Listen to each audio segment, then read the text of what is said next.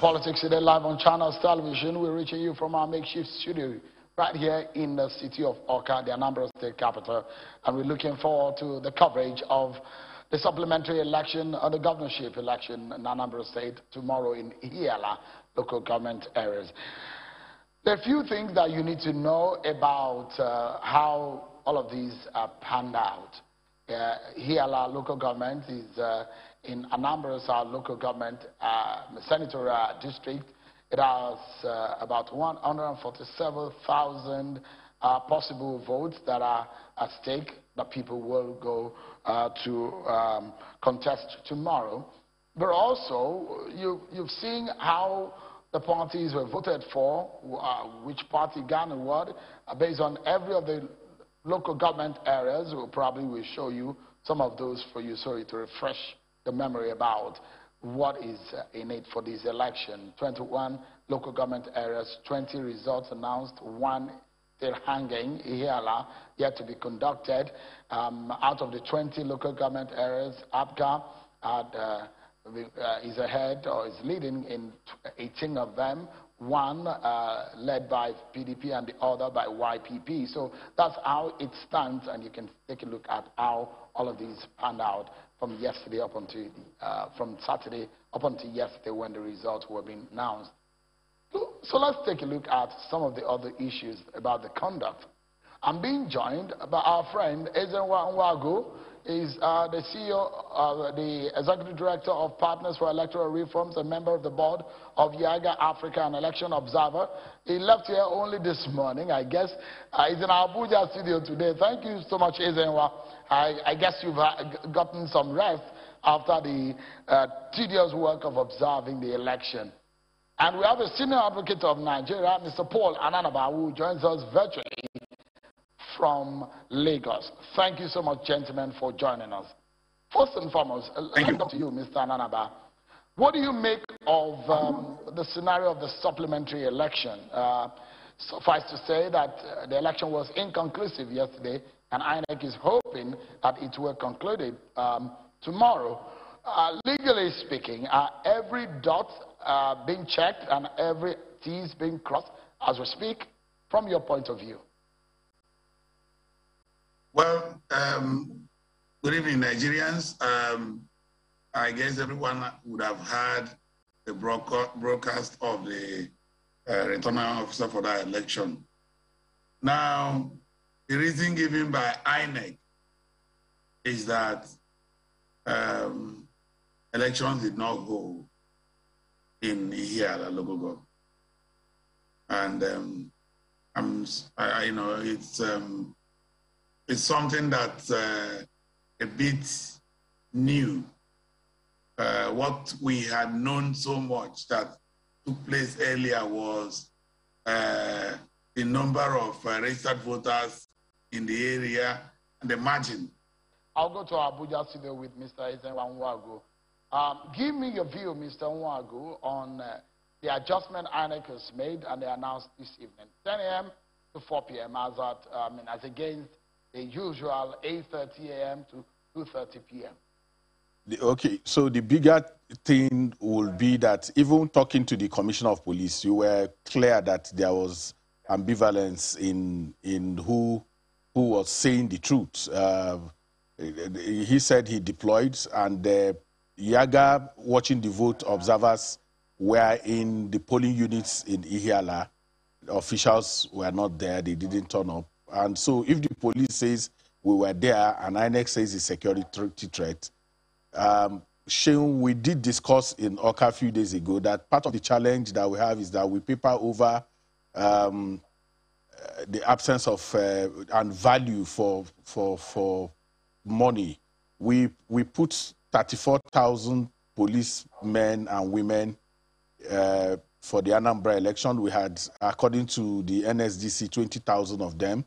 We have DSS and the rest of them all in Awka and the army. And INEC would basically come and say that they couldn't deploy in Awka, in Ihiala, because of security threats. And as we speak today, nobody is queried, no sanctions will come. We will move on, and then even when you do the the election audit for the Anambra election, it will just be fired away somewhere. The police is saying we were there, and so we need to come to terms with the fact that at any point in time where people derelict from their responsibilities, there should be consequences and sanctions.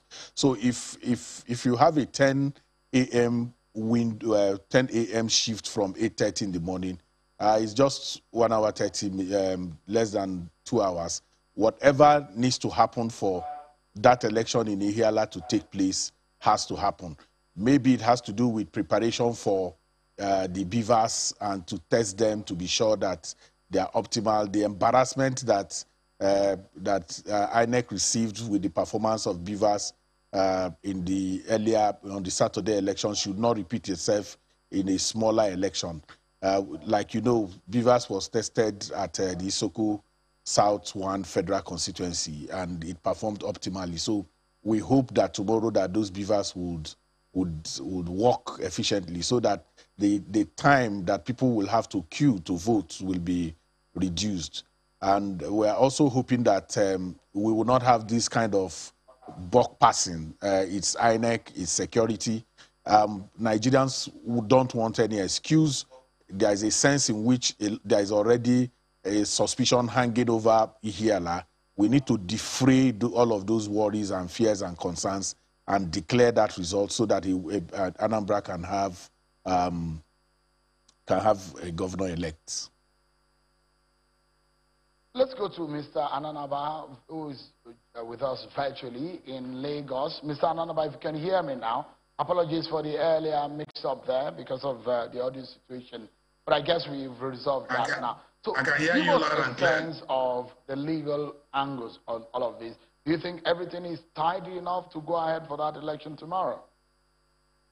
Well, you know, statutorily by the Constitution of the Federal Republic of Nigeria, INEC is given the powers to conduct the election, which includes making regulations and all the legal framework.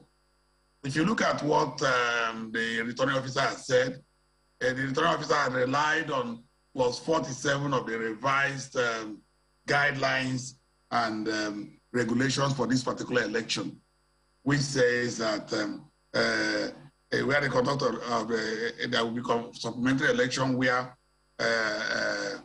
the commission would not deploy due to logistic challenges. That's what INEC is saying. And I was just saying earlier that the only problem is that Nigerians are beginning to have phobia for inconclusive election results, you know, announcement of results, declaration of results. Nigerians will record their previous experiences and will be very nervous. There'll be phobia. Who knows what will happen? But let me state clearly that the Anambra election was likely peaceful. And I said that earlier, that Anambra is a peaceful place. It's a peaceful place. And I expect that it will be peaceful even tomorrow. The timing, moving from 8 o'clock to 10, is not a problem. It is within the law. In fact, the Supreme Court stated clearly in Faleke and INEC, the guidelines, the regulations of INEC with respect to an election is not just a policy. It has the strength of law to a large extent. So they have powers as INEC to give out the guidelines and ensure that elections are carried out. And that's why many of us wondered when the National Assembly was going to say, INEC, go to NCC and get permission. No, that wouldn't happen. INEC has the legal standing and powers to carry out this. Now, based on what I just said, and the results already released and declared in the 20 local governments, we are set for a conclusion. And I expect that INEC will continue to be transparent and ensure that the results are declared almost immediately so that we don't have the experience in Osun. In Osun State, a lot happened in the rerun. If you if you are familiar with that election, all the complaints were about the rerun. Wasn't the first election. So let's not have a situation where there is a dropping of the ball. I'm happy listening to the Commissioner of Police, and I will, since it is only a local government. Mr. Anambra, just for a moment, let me remind some of the breakdown we have based on the results that came out. These are the local government areas that the political parties won and how they won it. It was shared between amongst 3 political parties. And this is a list of what APGA won. 18 of them: Agwata, Anambra East, Anambra West, Anaucha, Awka North, Awka South, Ayamelum, Dunukofia, Ekusigo, Idemili South, Idemili North, Injikoka, Inewi South, Onitsha South, Onitsha North, Orumba North, Orumba South, and Oyi local government areas. Those are the 18 local governments that APGA took home, and PDP had Ogbaru local government area, and YPP held on to Inewi North. But if you look at how these were won, if you're wondering exactly how did they win it, between the 4 political parties who were in the lead in the race, so you can see from Agwata, you see how many registered voters, to Anambra East and to Anambra West, you see how many registered voters, the accredited voters, and how the votes were shared. And also you can Anaucha, Awka North, Awka South, and on and on. So that refreshes your mind about how the race went. But Mr. Unwago, if you can give us a sense of, it looks like deja vu, isn't it? Only that what we saw some times ago was in Idemili North and Idemili South. But in Anambra governorship election, this is not the first time that an election will be inconclusive. But what lesson do you think one can take out from this election for you who have monitored this kind of election for several years? For Professor Egu to tell us yesterday that in all of his years of working in INEC, this was the toughest election that he has ever asked to supervise. But truth is that Anambra election has been one of the toughest elections in the history of democracy in Nigeria. 2013, you just referred to Idemili North and Idemili South. All the characteristics, the negative characteristics that had dawned this particular election were indeed at a scale in 2013. And in 2017, there were these threats, there were security threats, there were all of that, yet the election held. Late opening of polls, the challenge of accreditation of voters, and all of those issues are things that you see.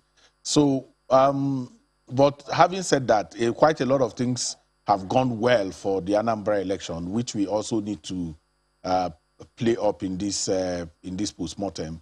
Part of it is that the results, the electronic results issue performed excellently. The transfer of those results electronically, the IVES did not have any issue. We know that the Beaver had issue, but the results component of it, in places, we didn't have challenge with that. And what is important, and I have learned, is that we need to scale up technology slowly rather than going wholesale. As important as it is for us to technologize, we need to be a bit move with a lot of caution, because when we raise expectations and then at the end of the day technology fails us, just like we saw with you not even hearing from Mr. Anambra, Senior Advocate of Nigeria, and then it took time for this to be restored. So we can't depend on technology to man our elections. Technology can only enable us to get better results. The human beings who run election, the people who will sell result sheets, the people who will compromise and collude with politicians to subvert the process. Technology can't take that away. So we need to be able to deal with these issues more drastically. And what will follow that is consequence and sanctions. If we don't have a consequence sanction regime that people are afraid of, that people would not want to confront, they will continue to undermine even security when we have it in place. Let me go back to Mr. Anambra. It's interesting that we are putting the electoral process to test. There's a few experiments that we have taken to the Anambra governorship election, and interestingly, we are on the board of changing and adjusting the Electoral Act. What do you think comes out for you or to you in this process that you think could be a very big lesson for them to that will help in adjusting our electoral law? Thank you, Chamberlain. Thank you, Okumbaloye, my friend. So I was talking about Chamberlain. You see, there are quite a lot to learn from Anambra. And one of it is that we must allow the electors to determine who wins the election. We must allow the voters to vote. And we must work with the citizens. It's not only about militarizing or having police everywhere. Let the citizens be allowed to exercise their franchise. And we should begin to de-emphasize this propaganda that engulfs the whole place as if election wouldn't have actually taken place in Anambra State. So that we begin to build confidence. We need to improve on technology. We need to improve on technology, not waiting for the last minute to apply technology. All the elections going on from now, let us improve incrementally on technology. And then when we have done that, we should let political actors know that it doesn't pay anyone to be buying votes, to be resorting to violence and all that. As we build the political institution, political elections through INEC, as we build that, over time, we'll be able to have what to export to other countries. We will stabilize our electoral system. Nigeria is a great nation. We can do elections and we can follow electoral rules and arrive at the right decision. Okay then, Mr. Anambra, I guess it's a good place to end it, and I must sincerely thank you, Mr. Paul Anambra, Senior Advocate of Nigeria. Thank you so much indeed for your thoughts tonight.